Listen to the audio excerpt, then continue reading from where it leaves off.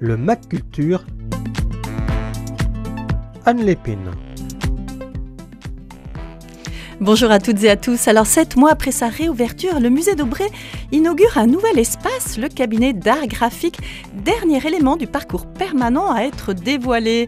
À cette occasion, le musée présente jusqu'au 16 mars 2025 une série d'estampes d'Albrecht Dürer issues des collections de Thomas d'Aubray. Alors pour nous présenter ce nouveau lieu ainsi que cette exposition exceptionnelle, et là j'insiste, je vous dirai pourquoi, je reçois dans le MAC Culture Pierre Fardel, conservateur des collections d'art graphique du musée d'Aubray. Bonjour Pierre Fardel. Bonjour Anne.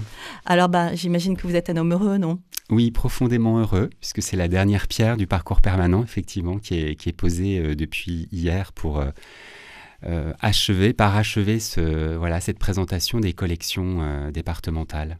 Et puis heureux parce que vraiment ça a été un début incroyable. Oui. Ce retour là, on sent que les Nantais ont retrouvé leur musée et avec le sourire.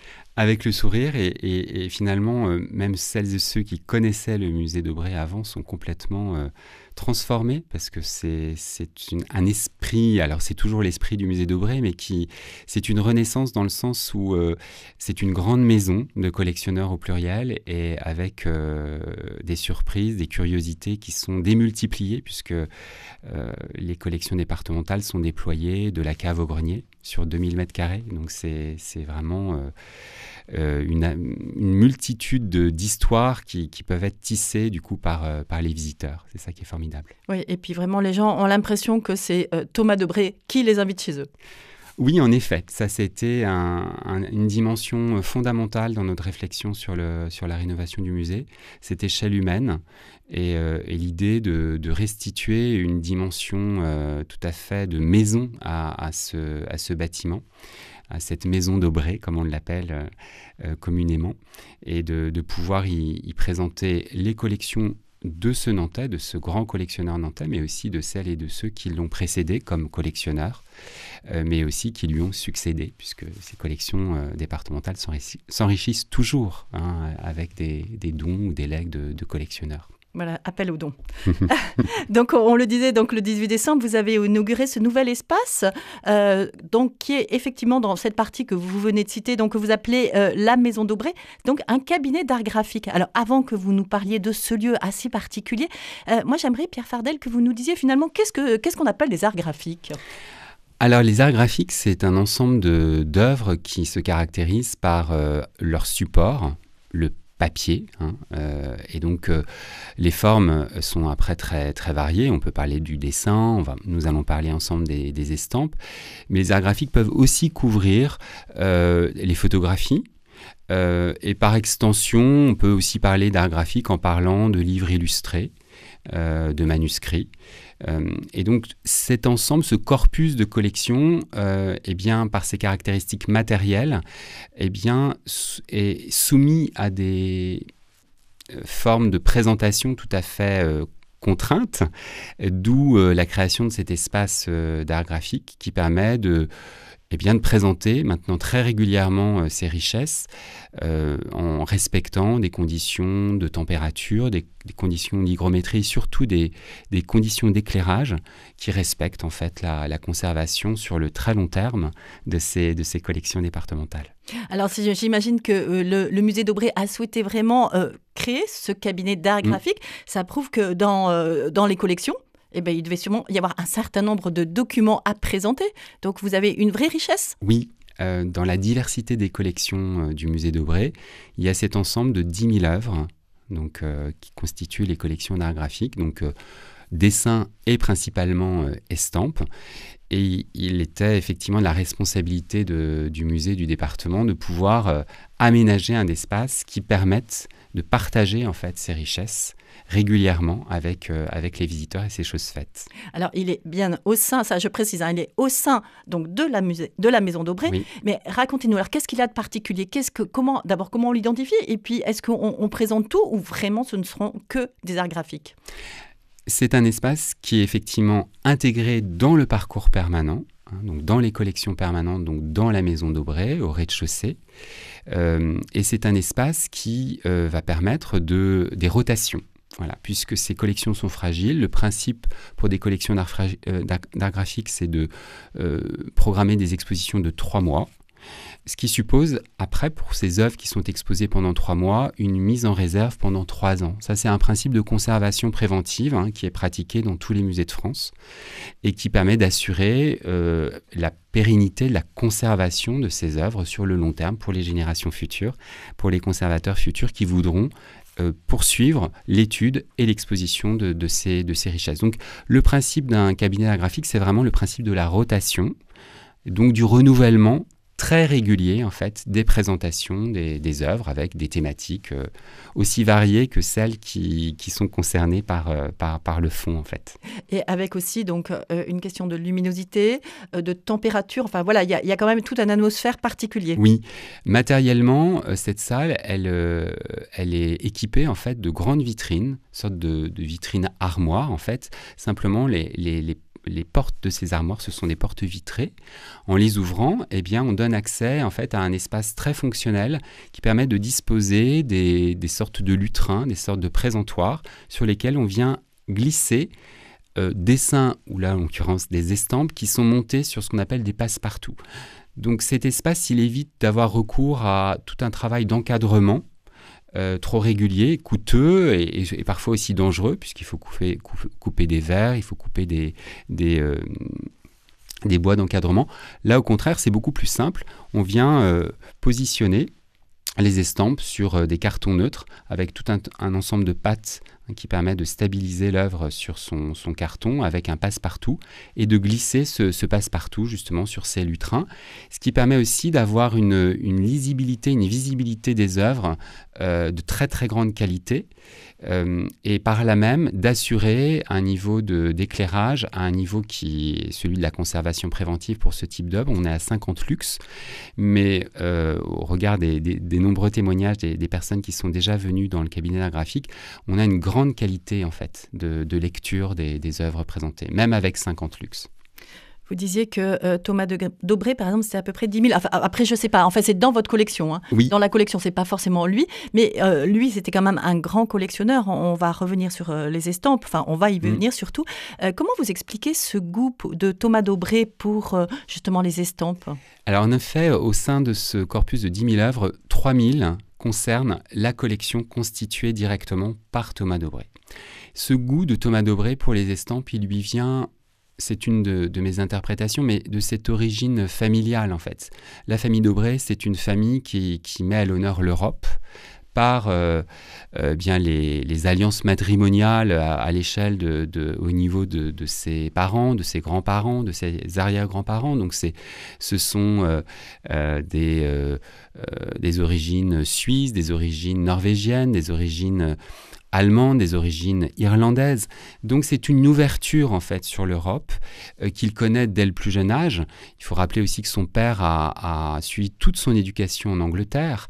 Donc Thomas Daubré, c'est quelqu'un qui parle des langues étrangères, plusieurs, qui est habitué en fait à la littérature, aux arts des pays européens. Et sa mère était passionnée en fait par les imprimés illustrés. Et sans doute que son goût pour la collection vient justement de cette influence. Et d'ailleurs, il débute sa pratique de collectionneur par l'achat de livres illustrés germaniques.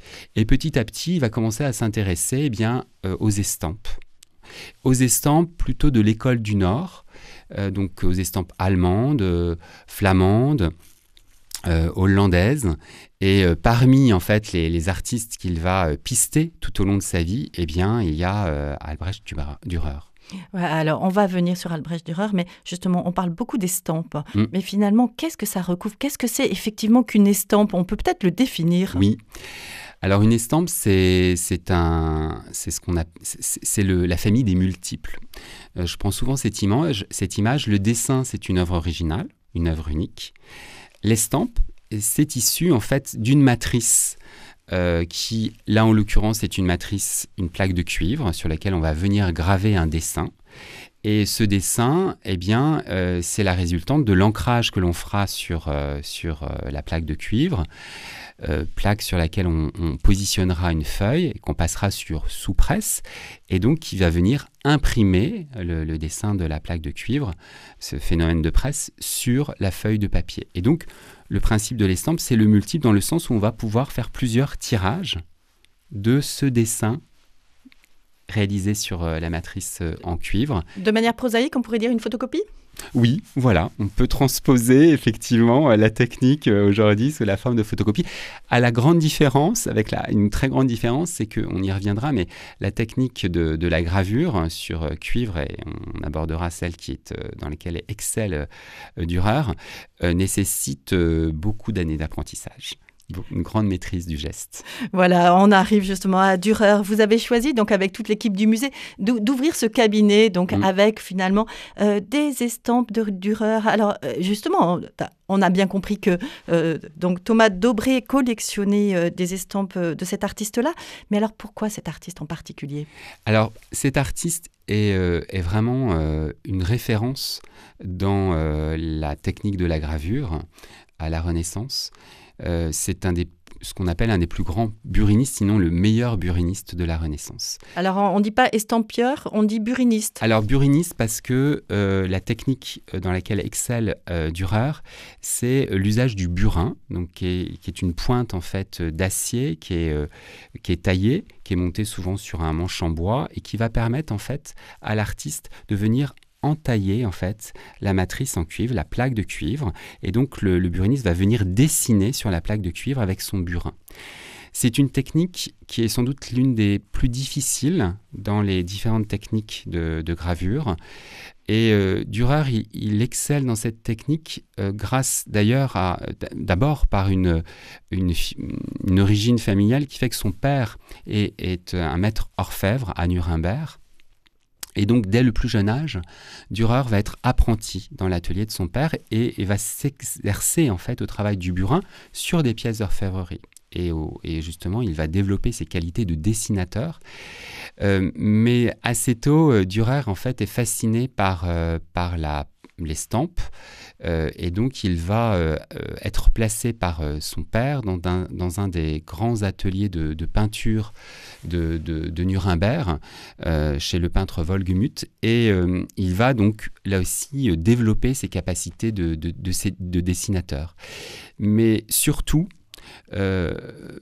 Thomas Daubré est fasciné par Dürer parce que c'est un des premiers artistes graveurs de Nuremberg, sinon le premier, qui se focalise sur la technique du burin, alors que beaucoup de ses contemporains ou ceux qui l'ont précédé pratiquaient plutôt la gravure sur bois.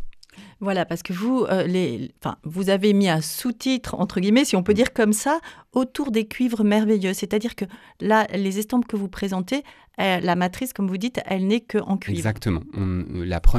La sélection que l'on propose pour cette période hivernale, c'est exclusivement, effectivement, des gravures sur cuivre. Alors, quelle est la différence, en fait ? C'est au niveau du rendu. Pourquoi ? Est-ce que c'est plus compliqué l'une ou l'autre, ou est-ce qu'on va plus dans la finesse ? Qu'est-ce qui les différencie ? Pourquoi un artiste choisit plutôt le bois ou plutôt le cuivre ?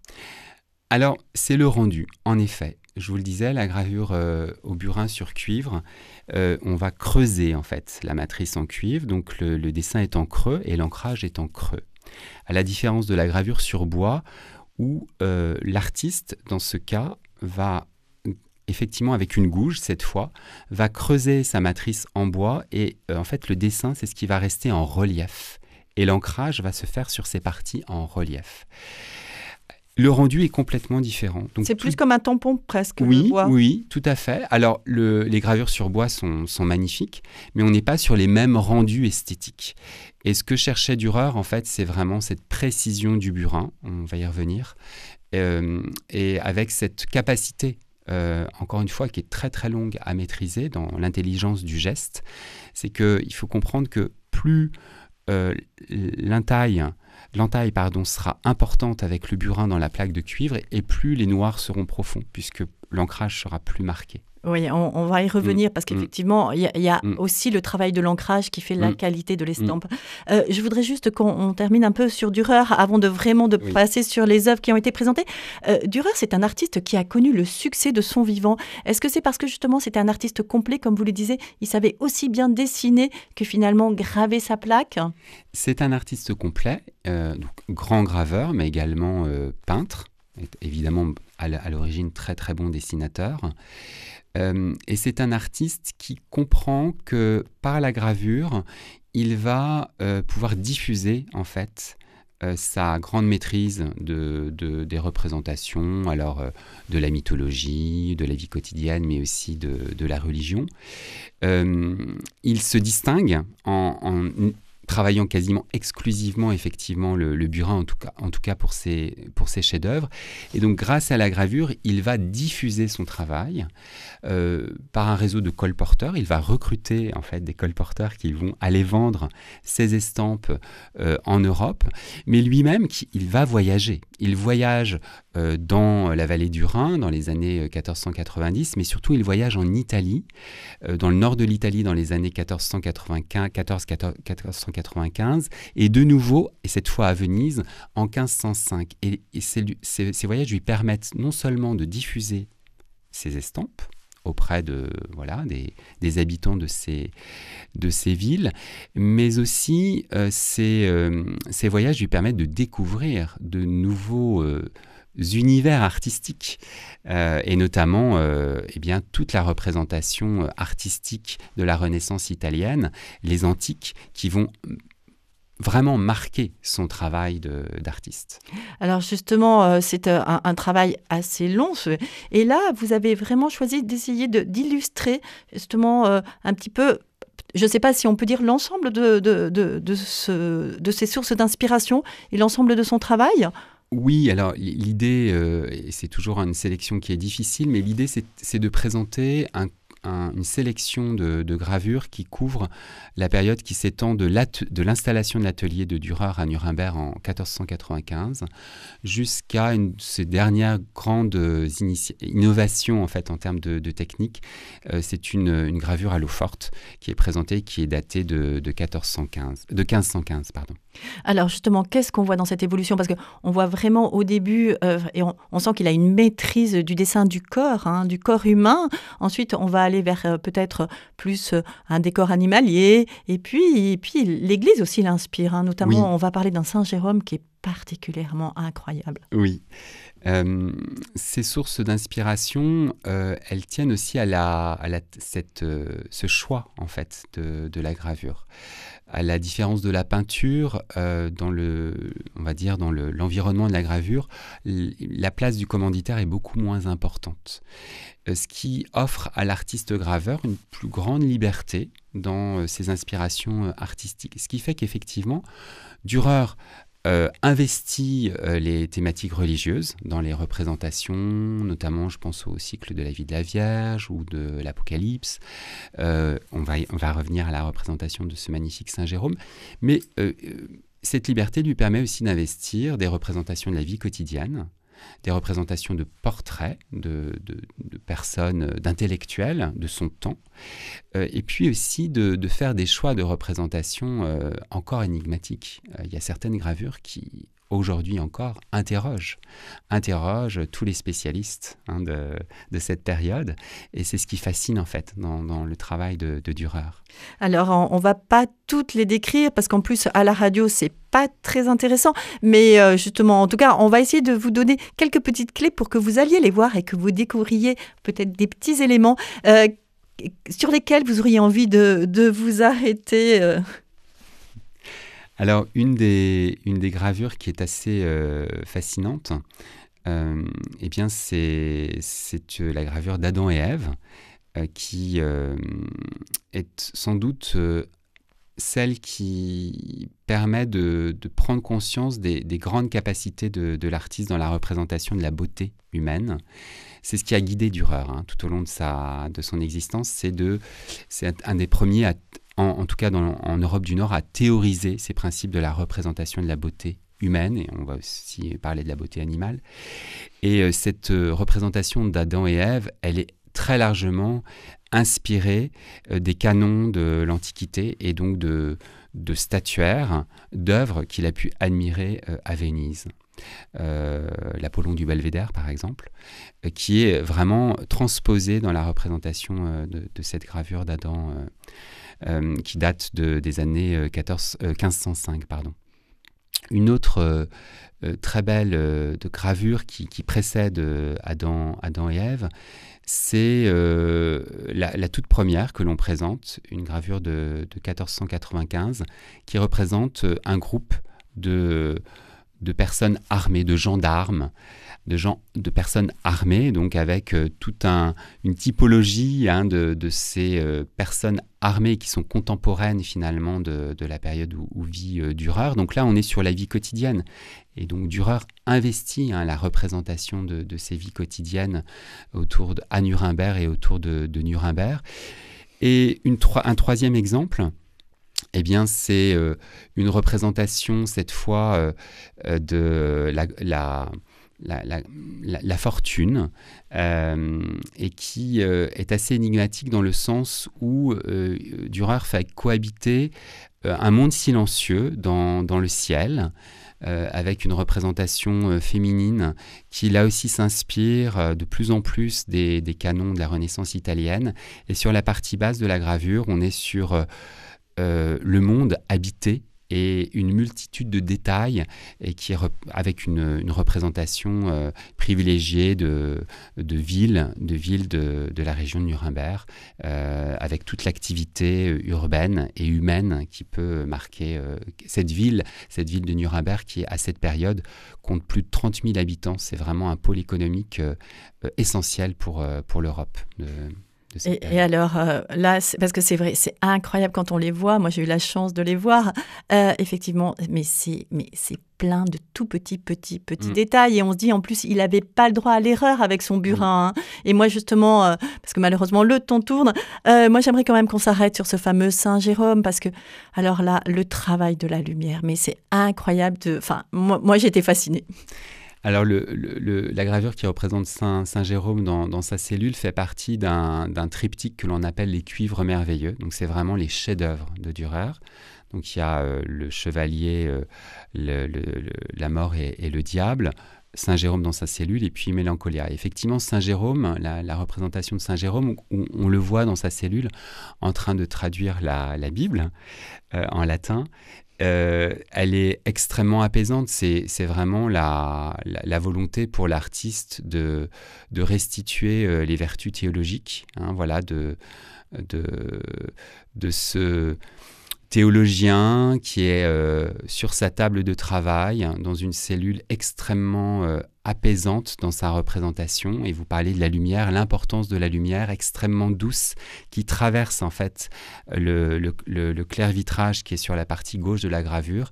Et c'est là où on peut imaginer, j'espère que les visiteurs imagineront la qualité du travail de gravure, parce qu'il faut bien imaginer qu'on n'est pas sur des formats très importants. Ces gravures, c'est l'équivalent d'un format A4 pour ces 3 chefs-d'œuvre. Et donc, vous parliez du détail, mais la restitution de ce soleil qui vient inonder cette pièce de travail, eh bien, pour la restituer avec le burin, il n'y a effectivement pas droit à l'erreur. La moindre non-maîtrise du geste, eh bien, il faut recommencer. Voilà. Et donc, c'est là où Dürer est le plus talentueux des burinistes de cette période, parce qu'il a une maîtrise totale du geste. On parle de la gravure, mais on l'évoquait tout à l'heure un tout petit peu, il y a aussi l'ancrage, parce qu'il faut maîtriser les noirs. Oui, complètement. Et d'ailleurs, dans sa démarche de collection, Thomas Daubré apportait un intérêt tout particulier à la qualité des ancrages des estampes qu'il achetait, et notamment donc de ces gravures achetées de Dürer. Je vous le disais tout à l'heure, ces ancrages, et le buriniste, il le sait quand il travaille sur sa matrice en cuivre, plus c'est profond, l'entaille, plus les noirs seront profonds. Et donc, il doit aussi penser à ça lorsqu'il dessine sur sa matrice en cuivre. Et c'est ça qui est fabuleux. dernière estampe présentée, est-ce qu'on appelle ça encore une estampe? C'est une eau forte. Alors, quelle est la différence? Alors, c'est toujours dans la famille des estampes, l'eau forte, c'est une autre technique. Il y a une multitude de techniques dans les estampes. Il s'agit toujours d'une matrice en cuivre. La seule différence ici, c'est que l'artiste va appliquer un vernis sur cette matrice en cuivre et va utiliser une pointe sèche pour venir dessiner et donc venir en fait gratter le vernis. Et le dessin va être le résultat de ces petites entailles qui viennent sur la plaque de cuivre vernis. L'eau forte vient du fait que dans cette technique, on vient plonger la plaque de cuivre dans un bain d'acide et l'acide va venir mordre aux endroits où il n'y a plus de vernis, donc à l'endroit du dessin. Et plus la plaque est immergée dans le bain d'acide et plus les morsures seront importantes. Par contre, on n'aura pas le même rendu que pour une gravure au burin. C'est toute la magie des techniques des estampes. C'est qu'en fonction des techniques utilisées, vous avez des rendus différents. On parlait du bois, on a parlé du burin. Maintenant, on parle de l'eau forte. Il y a des rendus qui sont complètement différents. Mais alors, avec l'eau forte, il pouvait remettre une couche de vernis. En fait, il pouvait graver sur plusieurs. Donc, en fait, on peut avoir des niveaux peut-être de noir, de gris différents. Et est-ce que ça permet aussi d'avoir un travail plus fin? Est-ce que c'est plus facile de graver sur le vernis que directement dans la plaque de cuivre? C'est pas forcément un travail plus fin, c'est le rendu en fait à l'ancrage qui est différent, qui est plus moucheté. Il faut aussi avoir conscience que c'est une gravure qui est récente du vivant de Dürer. Elle a tout juste 10 ans lorsqu'il l'investit. Donc, il en a réalisé 6. Il a réalisé 6 matrices avec cette technique de l'eau forte. Et Thomas Dobré a pu acheter un tirage d'une de ces 6 estampes à l'eau forte. Donc, oui, parce qu'en fait, là, c'est quand même exceptionnel et je vais vraiment conclure là-dessus.